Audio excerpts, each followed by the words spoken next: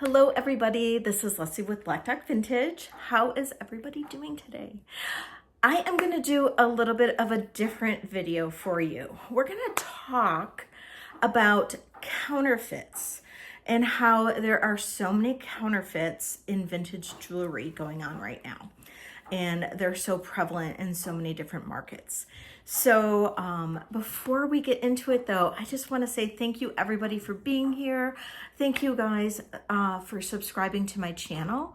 And if you haven't already subscribed to my channel, please think about hitting that subscribe button. I was just looking and I realized that only half of my viewers are actually subscribed to my channel. So if you don't mind, just take a moment, see if you are subscribed. And if you like my content, if you like the things that I bring to you, the thrift with me's, the hauls, and in this case, the informational videos that I try to put out once in a while, please go ahead and hit that subscribe button because that would just mean the world to me. So let's get into the prevalence that is occurring right now. There is so many issues and I just see it so often. The prevalence of counterfeit vintage jewelry on marketplaces like eBay, Poshmark, Mercari, and even live platforms like Whatnot, and possibly even lives like even here. I don't know. I haven't seen actually any counterfeits in any of the lives I've been on here on YouTube. I feel like the people that are in YouTube that are vintage sellers here maybe are a little bit more savvy than some of the other sellers, but not to say that it might not happen. And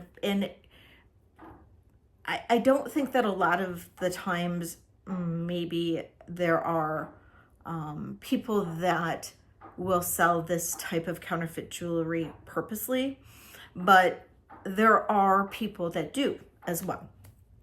So let's talk about though the counterfeit vintage jewelry that is out there, and it's just becoming ridiculous. I go on eBay and I see it all the time. I see things misrepresented all the time. And also in a lot of jewelry lots that I have gotten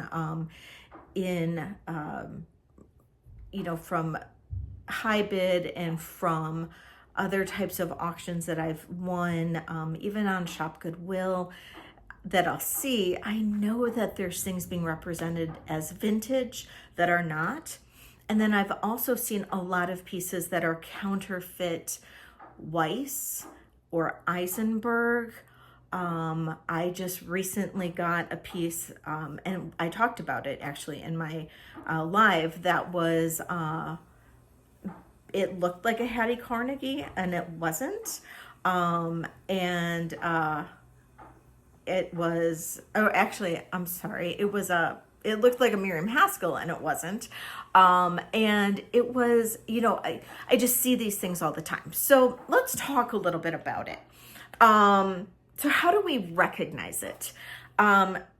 It's not always very easy, but let's talk about some tips. A majority of the quality brooch makers back in the 30s, 40s, 50s, like your Trifari, Weiss, Eisenberg, Old Lisner, those types of makers, Coro, they never made things, the early pieces at least, never made things with textured backs. Now, later Coro, later Monet, and even later Weiss pieces from like the 1960s, their Christmas brooches, some of those did have a textured back, but their textured back was very different. So let's look at a textured back that is very recent. So this is a brooch that is very recent. Okay, let me do it here. This is a very recent brooch. So this came in a jewelry lot of mine that was supposedly all vintage jewelry. So this is a very recent brooch, probably I don't know, probably just recently ordered off of, I don't know, probably Temu, or, well, probably not even Temu, probably like Shine or something like that. So this is a very recent brooch. This is the back of that brooch. And you can see the striations on there. Now, some of these striations are common, but you'll see these striations in early brooches from the big companies in a very different way. So this is that kind of texturing that you'll see in new brooches. Now, when you see a brooch like this is a very famous Monet brooch. This is the starfish. This is from the 1960s. And then you can see that this is a textured back, but this is a very fine striation in the back here, as you can see that. So you'll see that as a very fine striation. Here's another example. This is also from that same kind of period Monet. And then here is the fine striation in the back. So that's from the 60s. Those types of texturing in the back really didn't come around until like the mid to late 1960s. Like I said, some Weiss brooches, some of the Christmas trees in Weiss did have some texturing, but not a lot. Now, I'm gonna put up on the screen here, you will never see a Weiss brooch with a textured back that is authentic in anything except those few Christmas trees. And you can see here the Weiss brooch that is a back of a Weiss brooch that is not authentic. And you can see that it is textured and it is not a clear little Weiss signature on the back or a Weiss little emblem on the back. So that is fake. If you see that, you know that that is a counterfeit Weiss. They are made exclusively in China, and they're all over. They're all over eBay. I see them all the time, and they're probably resold on all kinds of different marketplaces. So definitely be on the lookout. Now, also, Weiss, Eisenberg, they all had very nice rhodium plating. All the early brooches had beautiful, beautiful rhodium plating on the back. If you don't see that rhodium plating, or if you don't see a smooth back, some earlier pieces might not have had the rhodium plating. If you don't see that smooth back, it's definitely, that's a red flag. You don't want to you don't want to grab that. That's a good red flag. Definitely don't pick that piece up. That's a questionable piece. Okay, so always look at that. Then let's see, I've got some notes here. Let's see. Also, Eisenberg. Eisenberg is another highly counterfeited piece. And we're going to get into some other ones that are also really bad, but Eisenberg is another one. Especially early Eisenbergs and all of that. And they're counterfeited in some crazy ways. You always, especially the early enameled Eisenbergs, so you always, if the enamel is just too crisp, it's too clear, steer clear of those, because when it's too good to be true, it's too good to be true, okay? Eisenberg never had a cartouche. If you know what I mean by a cartouche, it's like a little plaque on the back. It never had that. I've really never seen it. And then in doing research, they really never used one. So if you ever see, and I'm gonna put up a picture of one right here. It never had that. Never had that. They were almost exclusively stamped. So if you see one with that little cartouche, it was almost exclusively stamped. So always be careful if you see that. And potentially, some of the Christmas trees and all of that, if they're early, If they're small, be careful of those, because early Eisenberg Christmas trees were always much larger. They're at least 3 inches and larger, and you might see replicas that are much smaller. So be careful of those. So always be careful of those. Now, Trafaris, those are very, very scary, because you will see, and just as you might see some of these other ones. Now, I have seen where people have found counterfeit Trafari jewelry on websites like AliExpress, DHgate, and even Shine. So you have to be really careful. And they're not even bad counterfeits. They're good counterfeits, especially on DHgate and even AliExpress. And I've seen people put them up on eBay and represent them as the real thing. And I've seen bids go so high. There is a dog, and I'm going to show that right here. That is a counterfeit. And this was not a recent, this is not a recent eBay auction, and this was not one even in the US. I'm sharing this. This was in a counterfeit group that I'm a part of. And this is a counterfeit one. This particular Trafari piece was never a brooch. This was a fur clip. I believe it was a fur clip or it was a dress clip. Either one, it was a clip. It was never a brooch. And this is being represented as a brooch. And it actually, if you were to go into the actual listing, it had all the wrong markings. But as you can see, the bids got very high. So you have to be careful. You have to do your due diligence. If you are interested in a piece, before you do any bidding, before you get excited about it, do your research. I found a monkey brooch, and somebody had listed it for $8,000. And this is one that, of course, I forgot to get a screenshot of, and it's what got me thinking about actually doing this video. And all of the marks were in the wrong places. And when I messaged the person and said, I believe this is a counterfeit, she never responded. She actually blocked me.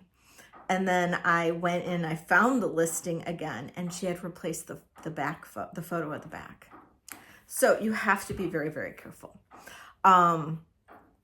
So definitely, please, keep an eye on what you are buying, what you are looking for, and do your research. Now, other things that are very, very, very scary. I recently saw this screenshot, and this is a bunch of Miriam Haskell tags, and this was sold, and I don't know who it was sold to. You can always make assumptions, but these Miriam Haskell's tags were sold, and so now Miriam Haskell is going to be extremely hard to verify, because things could be marked as Miriam Haskell. These were actually authentic Miriam Haskell tags, and they could be put on any type of jewelry that could be made like Miriam Haskell, that could be using vintage beads, that could be done in any sort of way, but done currently, potentially using vintage, findings, vintage beads, vintage stones, however, and it's not going to be an authentic Miriam Haskell. So now we've got a whole nother problem on our hands, because now those are going to be very hard to authenticate. Some things might be easy to authenticate if it's completely on the wrong, you know, structure or however. But now that we know that this happened, you know, we're going to have to be careful.